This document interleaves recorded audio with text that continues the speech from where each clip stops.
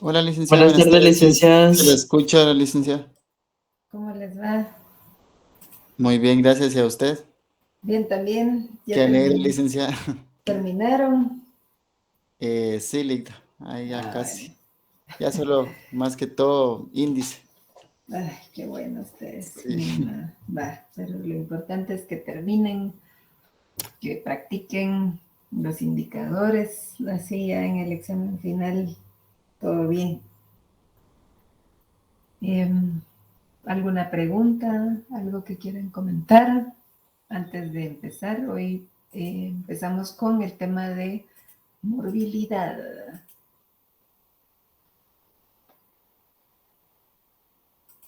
Generalmente este tema va eh, incluso antes, bueno, sí, va después de la mortalidad, Licenciada, pero perdone que le interrumpa. sí, sí. Solo con una para corroborar, ¿cuándo dijo que era la entrega? Bueno, según lo que anotamos, vamos a ver el calendario.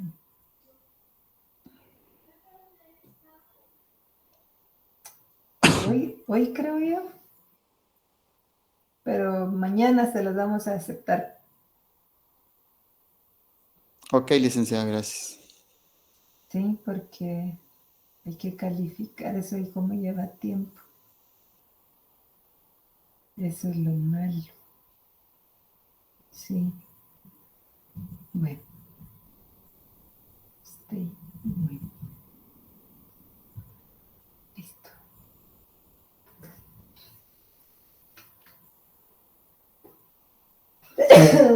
Ay, perdón. Salud. Gracias. Salud, licenciada. Gracias. Entonces vamos a empezar con el tema de morbilidad. Vamos a dejar ahí está. Muy bien.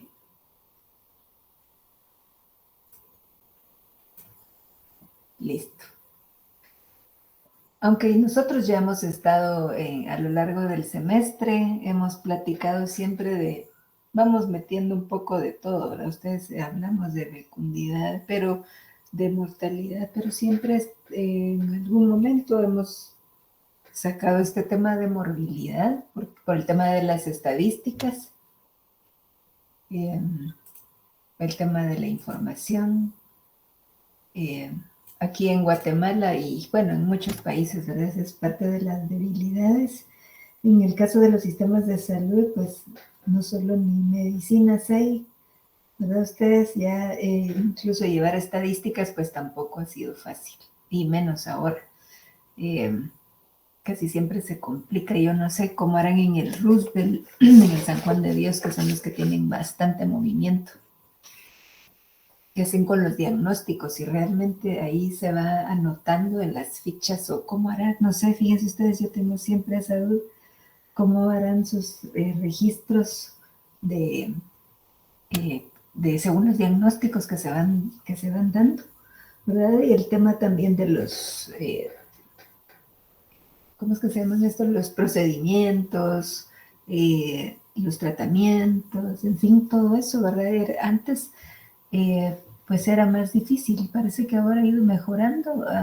Incluso ya, yo creo que ustedes conocen al licenciado Edwin García, que él en un momento trabajó la cuenta de salud, ¿verdad? Y entonces ahí se mejoró en cierta manera la, el registro, o se buscó al menos poder contabilizar ciertos datos para poder determinar no solo los costos del gobierno, sino también para las familias, eh, cuánto cuestan las familias, para las familias la salud, ¿verdad? Los tratamientos, la parte preventiva.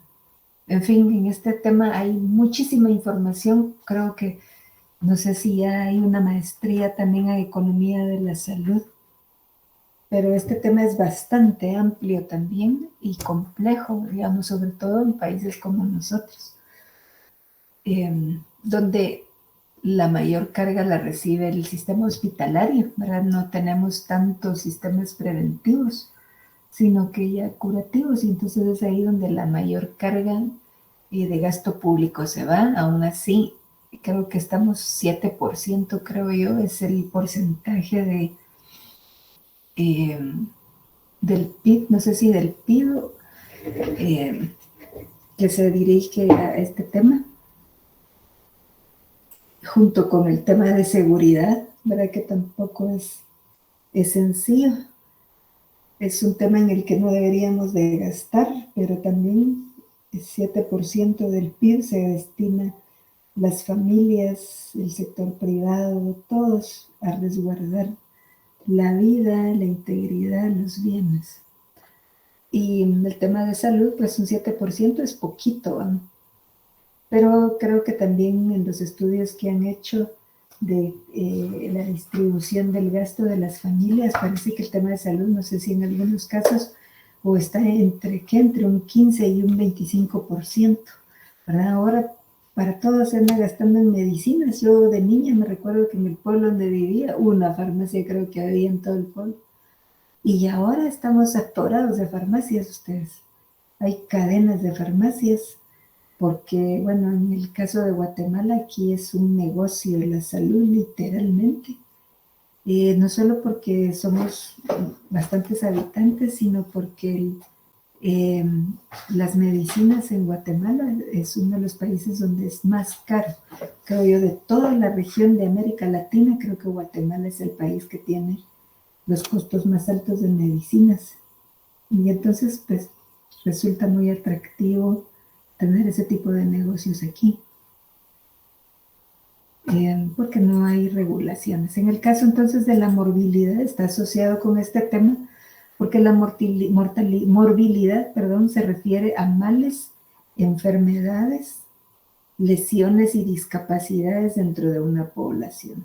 O sea, aquí todo lo que implique un daño, una afectación a la persona, digamos, en cuanto a su salud física, pero no tiene que ser únicamente una enfermedad, pueden ser lesiones por accidentes también, ¿verdad?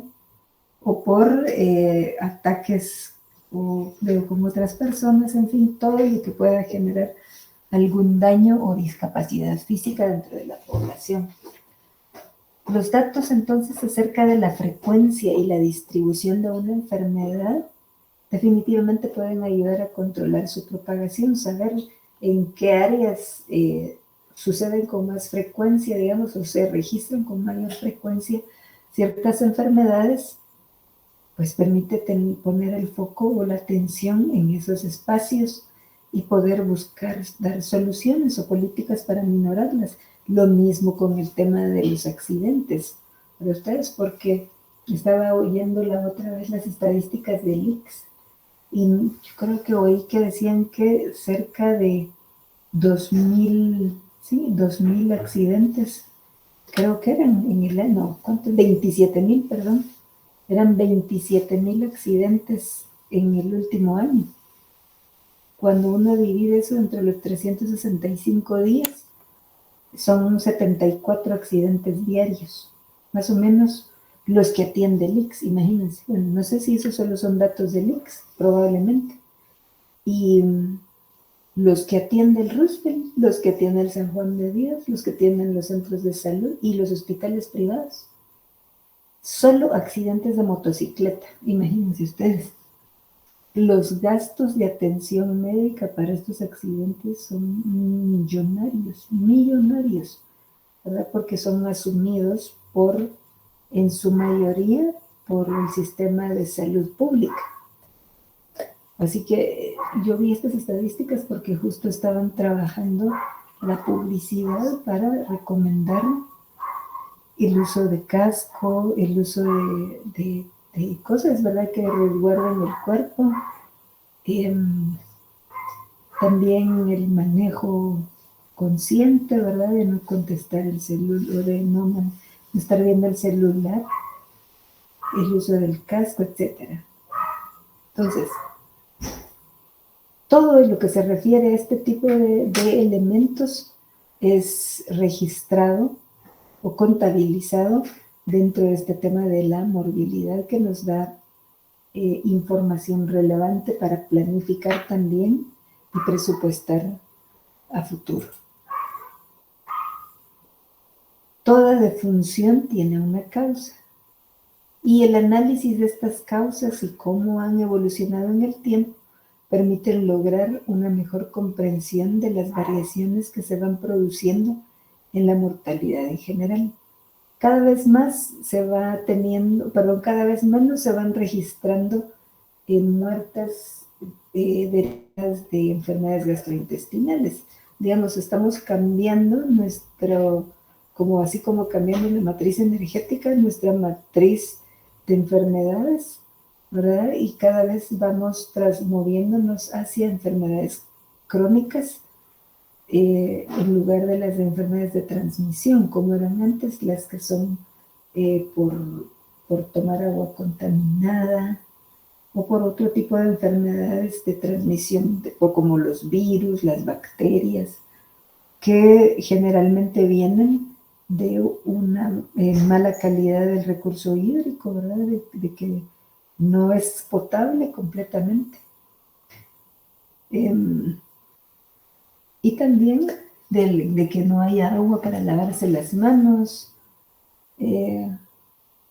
para tener más hábitos de limpieza, etcétera, ¿no? Todo eso, pues es parte de lo que se ha ido mejorando. Para cada vez se tiene una mayor cantidad de hogares que tienen agua entubada, ¿verdad? Y si no es potable en un 100%, al menos esa agua se puede tratar en casa, echándole cloro, hirviéndole, etcétera.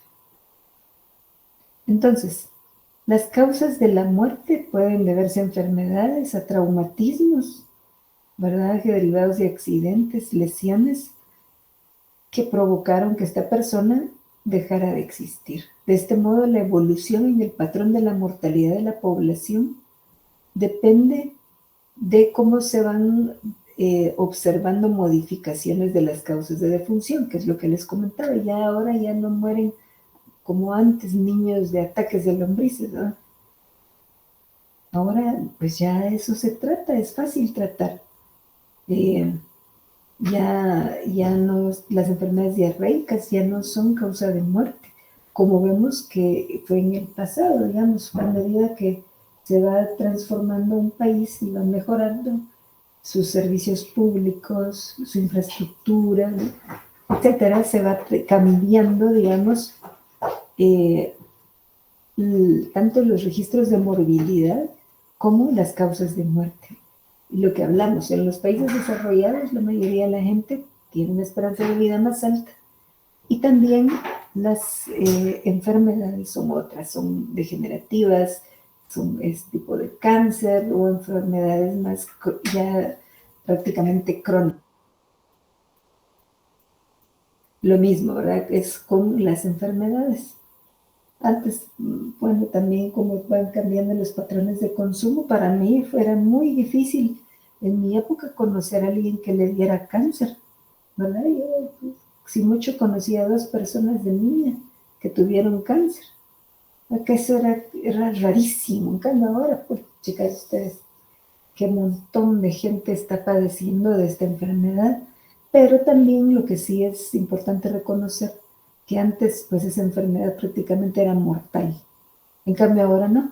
Ahora en cambio la sobrevivencia, digamos, de los que padecen de esta enfermedad ha mejorado sustancialmente, ¿no? Depende del tipo de cáncer, pero en la mayoría de los casos, un 70%, creo yo, en el caso del cáncer de mama, próstata y otros que son los más comunes, la probabilidad de sobrevivencia se ha incrementado. En este esquema ustedes pueden ver, bueno, no sé si tienen comentarios o preguntas, porque pues sobre estos temas también hay que decir, ¿verdad? En el entorno en el que ustedes vivan, ¿verdad? Si son personas que viven en la ciudad de Guatemala o si son personas del campo, ¿verdad? Los patrones de morbilidad varían también. Entonces, en las áreas rurales vemos mucho enfermedad de transmisión del agua. En las ciudades es diferente, tiene que ver más con el deterioro ambiental o con enfermedades crónicas o degenerativas, porque también la esperanza de vida se incrementa. Y también hay oportunidad de que las personas se traten o se diagnostiquen. En el campo la gente ni coco le pasa a las enfermedades hasta que ya es casi que se van a morir, ¿verdad? Entonces, y tampoco tienen disponible los servicios públicos como pudiera tratarse, y la parte diagnóstica es complicada. ¿Alguien quiera comentar algo?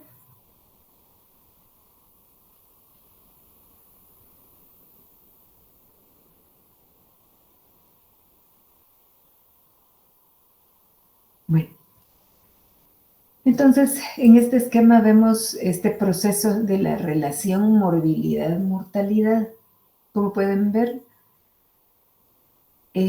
tenemos arriba, digamos, un individuo sano y un individuo enfermo, digamos, como en la cabeza del esquema. En el individuo sano, digamos, está el que no ha estado expuesto y otro que sí está expuesto. Y en el individuo enfermo encontramos ya la primera fase, etapa, que son los cambios patológicos. Digamos, va sintiendo un cambio en el cuerpo, le empiezan a sentir síntomas, una etapa leve de la enfermedad y luego una etapa severa.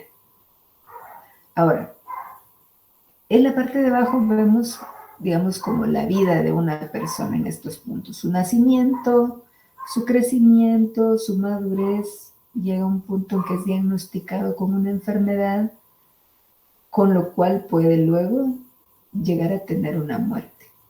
Pero, digamos, en ese proceso está la parte de registro, digamos, que se va dando, una etapa subclínica, digamos, en la que tiene los síntomas, cambios patológicos, pero todavía no está diagnosticada la enfermedad.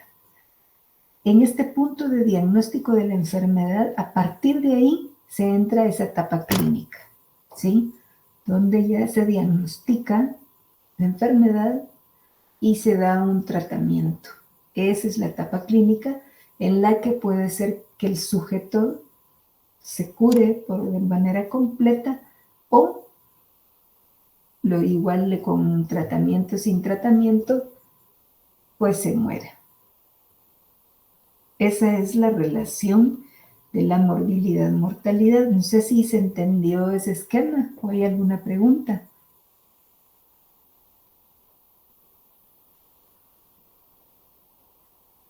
Sí, se entendió, licenciada, gracias. Muy bien. Entonces, como ustedes pueden ver, en este proceso hay dos etapas claves. Está el diagnóstico de la enfermedad y la etapa clínica, ¿sí? Es a partir del diagnóstico de la enfermedad que ya se lleva un control, un registro, y ya empieza un tratamiento. Entre más temprano se lleve a cabo el diagnóstico, hay más posibilidades de que el individuo recupere su salud. Eso lo dicen todos, ¿verdad? Es una nota que constantemente uno escucha, ¿verdad? Mientras más rápido se haga el diagnóstico y pueda tener un tratamiento temprano, la enfermedad no entra a esa etapa severa, se queda en una etapa leve en la que la persona puede recuperarse de manera más rápida también, sin que el cuerpo se deteriore, ¿sí?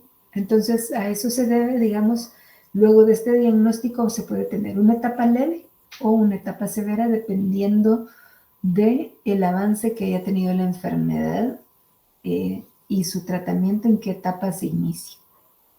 Dentro del estudio de la morbilidad de una población, al diagnóstico también se le llama incidencia de la enfermedad. O sea, qué tanto aparece dentro de una población en particular, ¿sí? Incidencia, y se pueden determinar a partir de estos diagnósticos las tasas de incidencia de esta enfermedad, que corresponde a la relación entre el número de casos nuevos que han sido diagnosticados en una población en un periodo de tiempo, ¿sí? Con respecto a una población en particular. todo está vinculado a un territorio y a una población en un momento del tiempo, ¿sí? ¿Cuántos casos se diagnostican de una misma enfermedad en una población, ¿verdad? Nosotros, ustedes saben, yo vivo en Cobán, y aquí lo que sí ha estado pero durísimo ha sido el dengue. El hospital no se da abasto. Hasta como aquí sí van a los de la USAC, sí van presencialmente. Y hasta ahí han llegado los enfermeros y médicos a pedir ayuda, porque ya no se daban abasto médicos, enfermeros para atender a la gente, ya no cabía. Aquí el dengue sí pegó durísimo, ¿verdad? Y hasta que ya empezó a haber mucha gente que moría y que pasaba grave, digamos, empezaron a atender más y a hacer fumigaciones. Pero es lo que les digo, o sea, ¿por qué tienen que esperar a que la gente esté bien jodida y se muera? ¿Eh? Son cosas que tienen que estar previstas y darle o contratar más personal, porque los pobres de malaria aquí tenían como 200 casas en un día, pues, y no se daban abasto. Entonces, eso, ¿verdad? Es importante, digamos, al menos en el sector público, porque va a reducir costos, ¿verdad? No es lo mismo, pues, ir a fumigar y mantener un control que tener ya a cientos de personas con graves en el hospital que no van a trabajar, que requieren cuidados, más personal o ciertos tipos de medicamentos, porque el dengue, digamos, no necesariamente es que, ¿cómo decirles? Puede ser un dengue normal, pero que provoque pérdida de plaquetas, y entonces eso es lo que se le llaman dengue hemorrágico, que puede ser ese mismo dengue que se agrave y se convierta en dengue hemorrágico, o que directamente desde el inicio esté como un dengue hemorrágico. Pero sí es bastante complicado porque mucha gente que se le bajan las plaquetas tienen que encontrar donadores o ver cómo hacen, y sí se vuelve bastante complicado. Entonces, la etapa clínica, ¿verdad? Ya cuando se diagnostica, se cataloga como la etapa de prevalencia de la enfermedad, que mide la relación entre el número de personas que padecen esa enfermedad. No sé si hay algo que quieran comentar.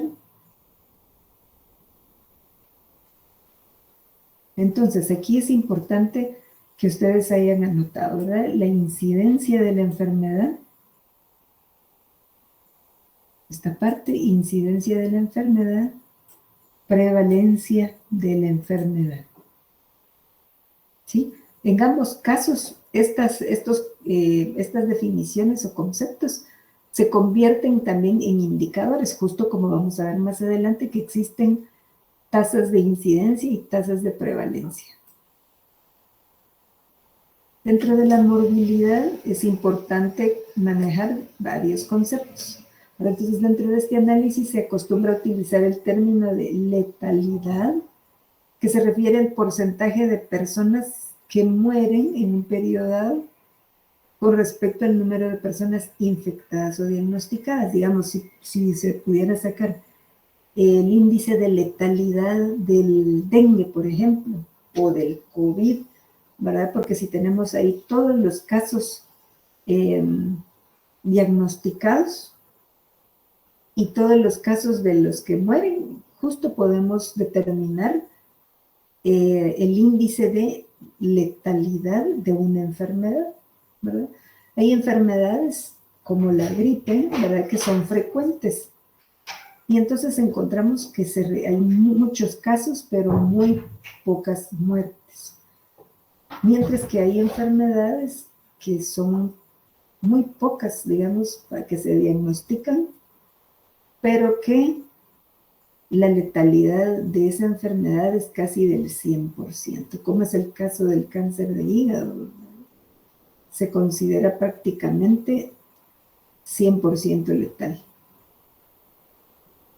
Entonces, mientras que el término de patogenicidad se refiere al número de casos diagnosticados con respecto al número de personas expuestas.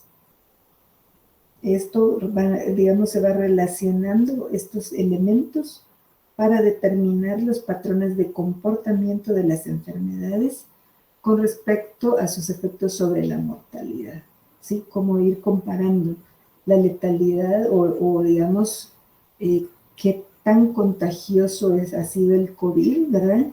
Que tantas personas se van contagiando respecto a la cantidad que va muriendo y qué tan frecuente se da, digamos. Entonces ahí se va diferenciando letalidad con el término patogenicidad, que es cantidad de casos diagnosticados.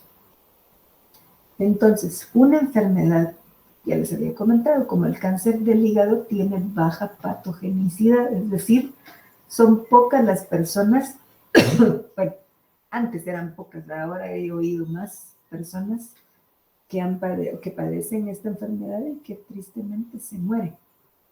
Ahora es muy baja la patogenicidad, o sea, que alguien se ha diagnosticado, pero su letalidad es muy alta. Comparando, digamos, con la gripe, que es alta patogenicidad, es decir, hay muchos casos de gripe, pero la letalidad es muy baja. ¿Comentarios? ¿Se entiende? Sí, licenciada, gracias. A ver, ¿qué otra enfermedad ustedes Por saben? ejemplo, eso que le iba a decir, por ejemplo, entonces, en el caso de la diabetes sería la patogenicidad sería alta. Sí, Y si se exacto. trata bien, pues la letalidad pues sería algo bastante baja. Exacto, sí, así es. Así hay otras enfermedades que son comunes, digamos, en nuestro entorno. La diabetes, sí, pero digamos que en Guatemala, como ya son tantos los casos, ya gran parte, digamos, un gran porcentaje de las personas que tienen arriba de 45 años o de 50, un gran porcentaje ya son diabéticas, ¿no? Y entonces eso hace que se tengan estadísticas de hasta 20 personas que mueren diariamente en Guatemala por complicaciones con la diabetes. Sí, porque como a veces no precisamente es de eso, ¿verdad, licenciada? No, que la mayoría de ellas siempre padece depresión. Ajá, sí. Entonces no precisamente se mueren por la diabetes, sino que por otras complicaciones.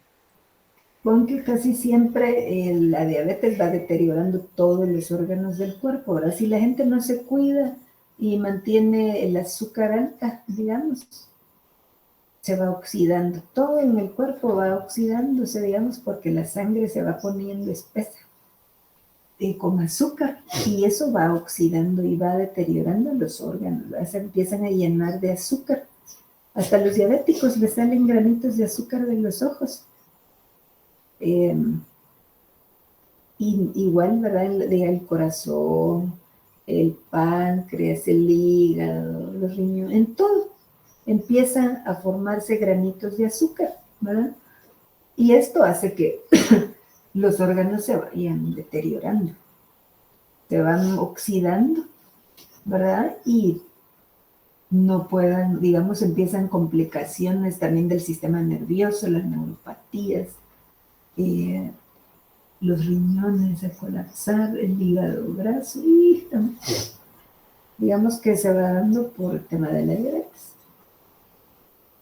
Pero sí, digamos, así hay tantas enfermedades, las de la época esta que les conté, la del dengue, el chikungunya, el rotavirus, ¿verdad? Que no solo le dan los niños, también le dan los adultos, pero digamos que tienen temporadas altas y que la mortalidad es bastante baja y casi igual que las gripes. Y entonces, en función, digamos, de estos comportamientos que se van observando, se van construyendo indicadores de morbilidad que lo que buscan o que intentan es estimar el riesgo de enfermedad, que esto se le llama la carga de morbilidad. Y lo que se busca es cuantificar la magnitud del impacto. ¿Cuántas personas se diagnostican, verdad? Entonces, los eventos de enfermedad pueden no ser fáciles de definir y pueden prolongarse y repetirse en el tiempo, ¿verdad? Así como el dengue. Ahora he visto personas que salen del dengue y como a los 15 días otra vez les vuelve a ver, ¿verdad? Entonces, hay personas que son diagnosticadas varias veces. Y también a eso hay un indicador para variar, digamos, la cantidad de casos diagnosticados y aparte la cantidad de personas.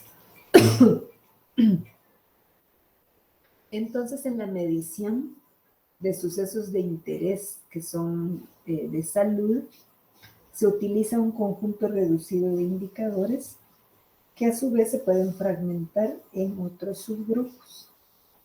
Entonces, ahorita vamos a empezar a revisar los indicadores.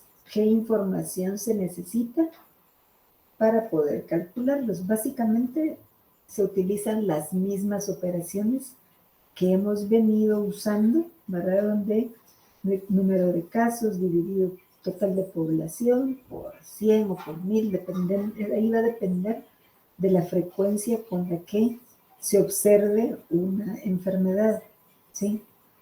Si es muy escasa, la constante no va a ser 100, puede ser 1000 o 100.000.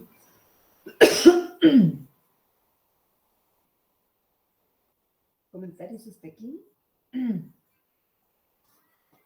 Bueno, entonces, nuestro primer indicador aquí es la tasa de incidencia y se refiere al número de personas que contraen una enfermedad durante un determinado periodo de tiempo por cada 1000 habitantes expuestos al riesgo, ¿sí? Entonces, la tasa de incidencia y otras tasas de morbilidad varían tan ampliamente como es posible utilizar cualquier constante para expresar la tasa, es lo que les había comentado. En algunos casos van a utilizar un porcentaje y en otros van a utilizar mili, o si es tan escaso, digamos, puede ser que requiera utilizarse una constante de 100.000. Aquí tenemos el ejercicio para tasa de incidencia de personas que han contraído tuberculosis. La tuberculosis cada vez se ve con menos frecuencia. Afortunadamente hay muchos tratamientos, ya hay tratamientos, hay manera de trabajarla, pero en el pasado la tuberculosis era una de las enfermedades más graves, ¿verdad?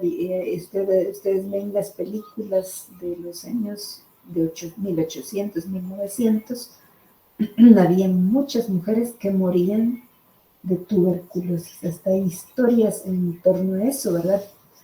Que oí yo que también el padecer de tuberculosis para algunas mujeres les gustaba porque las hacía ver más bonitas. Ponían delgadas y blancas. Ay, no.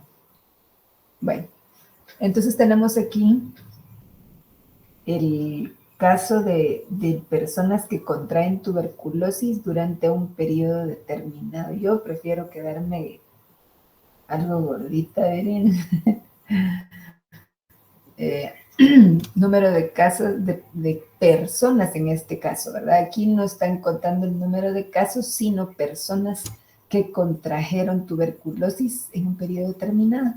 Y aquí tenemos, esto es para Kenia, en el año 96 se registró en ese año 28.142 casos de tuberculosis en una población de 29.137.000.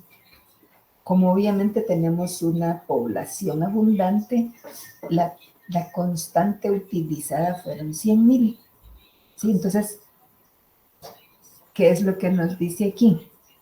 Que por cada 100.000 habitantes, o sea, la incidencia de tuberculosis en Kenia para el año 1996 era de 97 casos por cada 100.000 habitantes. ¿Se entiende, jóvenes? Sí, licenciada. Luego,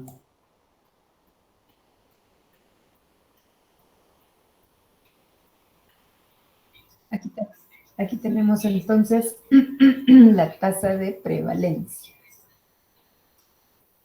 Y se refiere al número de personas que padecen una enfermedad determinada. O sea, vean aquí, bueno, aquí tiene el número de personas.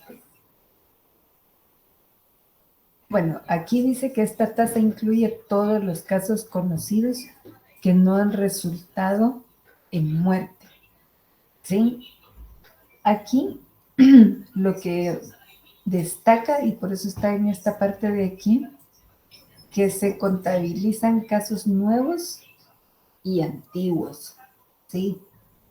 O sea, una vez estén padeciendo la enfermedad, ¿sí?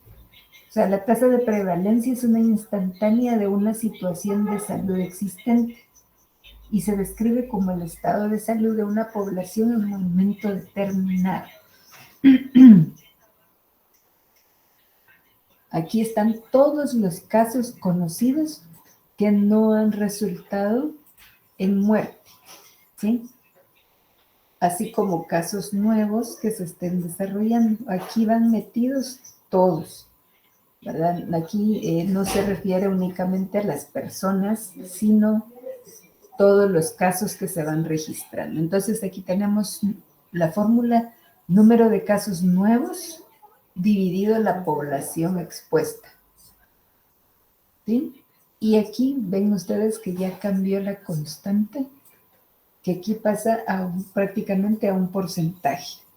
Pero digamos, va a depender aquí de los montos o las cantidades que se manejan, ¿sí? Entonces, en este caso, se está utilizando información sobre casos nuevos y antiguos de enfermos de VIH. ¿Sí? Esta enfermedad, digamos, entre comillas, se revisa, digamos, o contabiliza como población expuesta a las personas que están entre 15 y 49 años. Como quien dice, antes de los 15 no son activos sexualmente, ni después de los 49 años. Esto tampoco es cierto, o sea, idealmente sería que no sea así en el caso de los que tienen menos de 15, ¿no? Pero digamos, esto es en base a las estadísticas que han identificado en relación a los enfermos de SIDA. O sea, casi no han encontrado a personas que tengan arriba de 50 años, ¿no? Sino que es más frecuente en este rango de edad. Entonces aquí encontramos que esto es, vamos a ver en qué, no dice aquí el país, ¿no? Número de casos, bueno, no sé, yo creo que esto es para un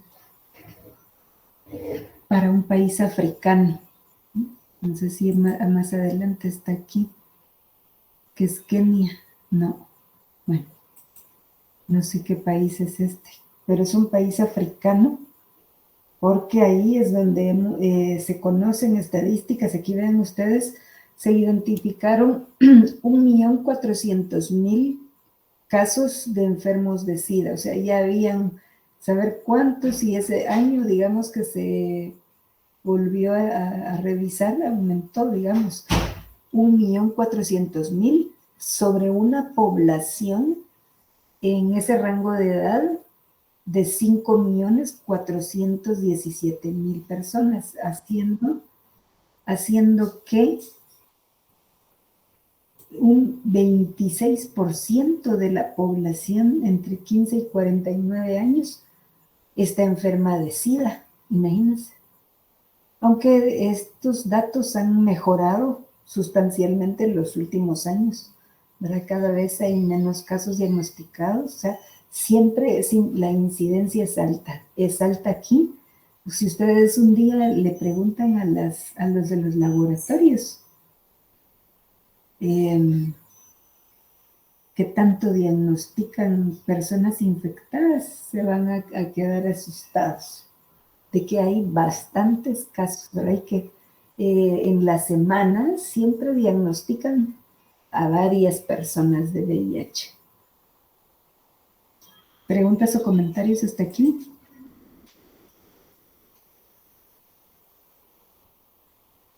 Bueno, lo mismo es con las enfermedades de transmisión sexual, ¿verdad? Lo que es el virus del papiloma humano.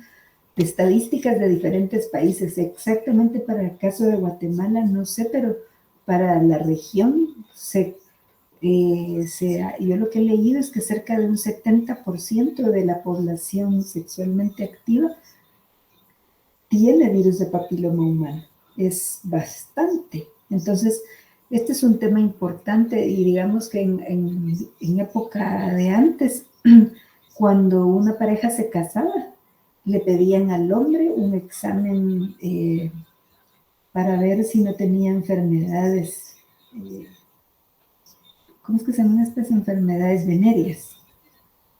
Ahora ya no, porque la mayoría de veces pues se tienen relaciones sexuales antes del matrimonio, pero lo que sí tienen que hacer jóvenes, ¿verdad? Sí, es un consejo que le doy cuando me acuerdo, ahora no siempre me recuerdo, pero ahora sí que estamos leyendo del SIDA, es que la mayoría lo que hace es acuerdos. Si no se van a casar y van a estar juntos, lo que generalmente se debe de hacer es pedirle a su pareja, a su novia, a su novia, que se hagan ese examen, para que se planifiquen y antes de meterse con una persona, por lo menos sean responsables de cuidarse y pedir que su pareja se haga un examen del virus del papiloma humano. ¿Verdad? Porque puede ser que no sea una persona promiscua, pero que haya estado con alguien que sí lo es y se haya transmitido una enfermedad. Y como eso para los hombres no se ve, pero cuando ya se lo pasan a una mujer, es delicado porque dentro de las cepas del virus de papiloma humano hay como de 3 a 5 cepas que producen cáncer cervicouterino y que es un cáncer muy agresivo que mata a las mujeres. Y a los hombres también les puede provocar un cáncer en sus genitales. Pero digamos que tienen más chance. En cambio, en una mujer, por la profundidad, es bien complicado el diagnóstico y también la cervix es delgada, digamos, se la carcome y eso pega con el hueso, pega con otros órganos y es mortal para las mujeres. Entonces, el virus del papiloma humano no es algo tan sencillo porque dentro de tantos virus o cepas que hay varias, tal vez son más cepas que pueden dar cáncer, que por eso muchas mujeres que mueren de cáncer que ustedes oyen, fue porque les transmitieron el virus del papiloma humano. El 80% del cáncer cervicouterino, 80-90%, provino del virus del papiloma humano. Es rarísima la que no haya adquirido el cáncer que tuvo, digamos, si es de cervix, no sea por una infección que le transmitieron. Entonces ese punto es muy importante para la salud. Ya ven que las nuevas vacunas que están poniendo son vacunas para el virus del papiloma humano, pero ¿qué le dicen? Combate el cáncer cervicouterino, pero son cepas, pero eso pues tampoco es seguro porque las cepas van cambiando, igual que pasaba con el COVID. Se va a tener que ir actualizando, entonces esa no es una seguridad, pero el virus del papiloma humano se cree que está en el 80% de la población sexualmente activa, en algún grado o en alguna cepa, ¿verdad? Entonces, eso sí es importante, principalmente pues mensaje para las mujeres, porque puede ser la muerte. Es pedirle a su compañero o a su pareja que les den un examen, que no tengan una enfermedad venérea. Eso es por salud, no es que vayan a ser llenas de cuentos, muchachos.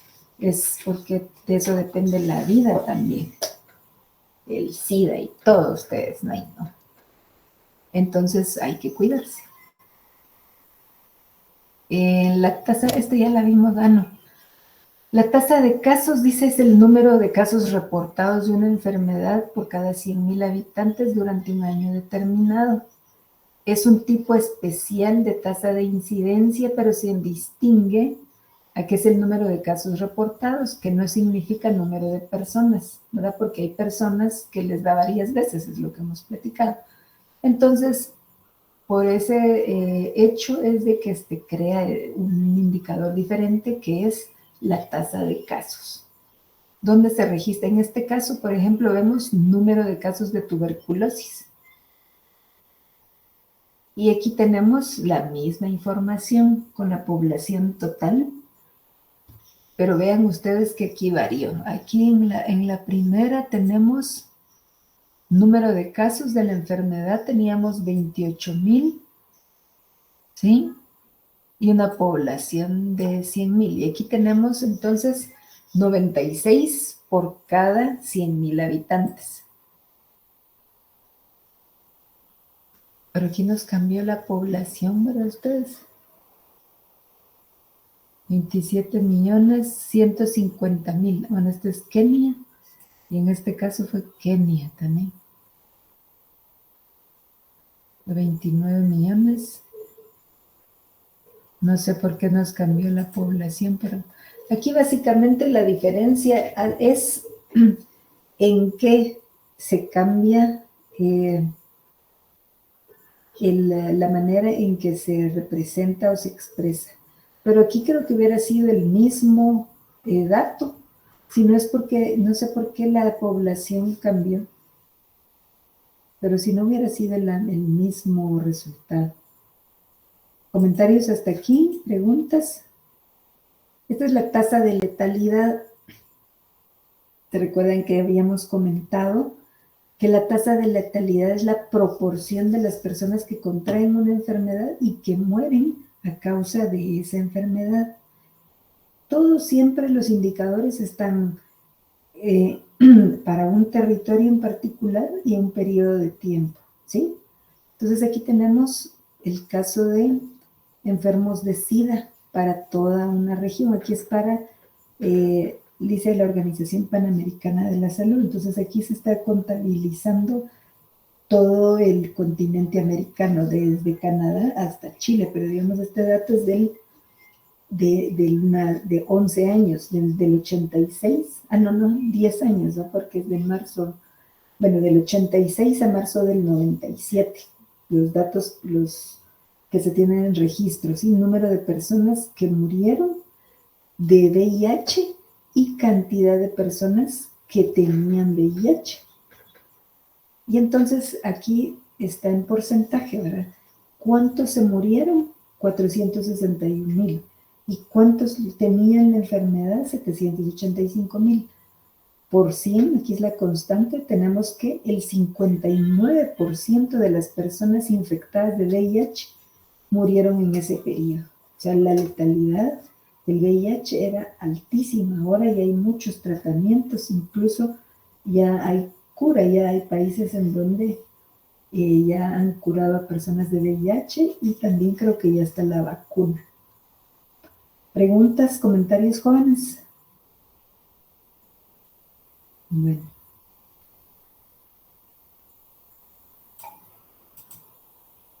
Aquí tenemos estadísticas para Guatemala. Creo que estos son datos, no sé si del 2013 por ahí, donde se contabilizaron, digamos, estas son las enfermedades con más incidencia, ¿verdad? La rinofaringitis aguda o el resfriado, digamos, previene de un resfriado, casi 2 millones. Amigdalitis aguda también son de enfermedades del sistema respiratorio. Luego está gastritis y duodenitis, o sea, casi 700,000. Otros trastornos del sistema urinario, arriba del 500,000. Y así vamos viendo cómo van cayendo, digamos, estas enfermedades que están relacionadas con la transmisión por falta de agua potable, parásitos, diarreas, amebiasis, cefaleas, bueno, eso ya es otra cosa, infecciones agudas de vías respiratorias. Sí, todo esto son enfermedades más comunes que se registraron durante ese periodo de tiempo. Bueno, jóvenes, nos vamos a quedar aquí y terminamos el día miércoles y entramos así de forma rápida a ver otros, a ver, creo yo ya la parte última del curso de análisis demográfico. Ok, licenciada, gracias. Una pregunta. Sí. ¿No sabe para cuándo va a ser el examen? Ay, Final. creo que les dije ya, están como que para el 8, creo yo, 7 u 8 de noviembre. A la hora, qué rápido. Gracias. Sí, bueno, vaya jóvenes, que tengan buena noche. Licenciada, tengo una pequeña consulta. Sí, dígame. Como es para mañana el trabajo, ¿sería por correo o van a abrir espacio en clase? Ay, eso todavía nos vamos a poner de acuerdo con Aure, qué es lo que nos queda mejor. Ok, perfecto. Y Creo que si abrieron- no, Ay, Lick, perdone, buenas noches. Fíjese que ya publiqué en Classroom, pero no sé si usted gusta que por correo. no, Ya está lo hice. bien. No, yo creo Ok. que está bien, ahí dejémoslo. Yo creo que está más fácil ahí. Está bien. Listo, gracias, Aura. Entonces, Buenas noches. escucharon.